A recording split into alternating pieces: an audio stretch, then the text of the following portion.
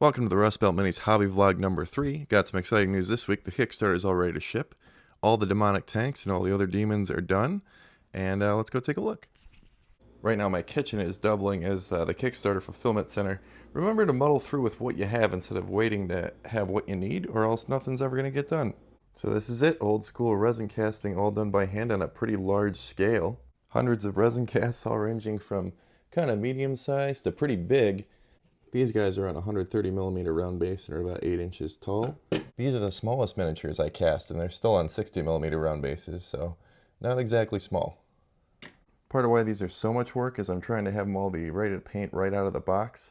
So on a miniature like this, the Bioblaster drone, you can see how complicated it is and how all the lines run into each other. So even the tiniest mold slip means a ton of post-casting work to get these ready. Normally that kind of work is left for the hobbyist, but you know, I like you guys so much, I don't want you to have to do all that boring prep work, so I did it myself. It took probably a couple extra weeks, and I got these wrist braces which kind of keep the carpal tunnel at bay. But honestly, the real reason I do it is because these models are so rich in detail, and it's so easy to miss a mistake that I really want to have a lot of time with each one to make sure I've got everything right before they ship out. I think I went through at least a dozen hobby knife blades getting these things all cleaned up and ready to go. The other work that's normally left for a hobbyist too is washing off the mold residue because you use a little bit of mold release and you don't want that to interfere with priming your model. So I'm going to be doing that here too. I can do it in a big batch to kind of save me a lot of time. I know the industry standard is to kind of leave all this busy work up to the customer, but I don't know. I don't feel right about that. I can do it all here in a big batch. It's not a big deal.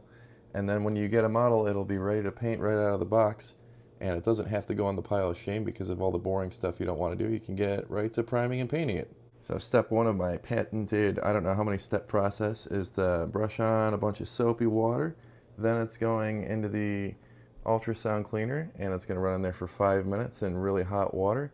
Then the soapy model is going to come out of there, go into the first bucket with simple green to take the soap off of it. Then it's going to go through 3 more dunks to triple rinse it, and then it should be totally ready to go. Then after air drying, it's going to go into this plastic bag, which is going to protect it from the recyclable newsprint packing material I'm using. It's pretty thin stuff, so it's just a little bit of plastic packaging.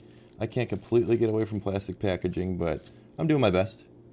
So these will all be shipping out starting Monday. It's going to take me a while to get through all about 100 orders, but pretty exciting stuff. I look forward to getting these into everyone's hands. As always, thank you for your patience. I wanted to get this done in about 6 to 7 weeks. It ended up taking about 8 weeks, but I feel really confident about the level of quality I'm delivering here, so I think it's going to be worth the extra wait.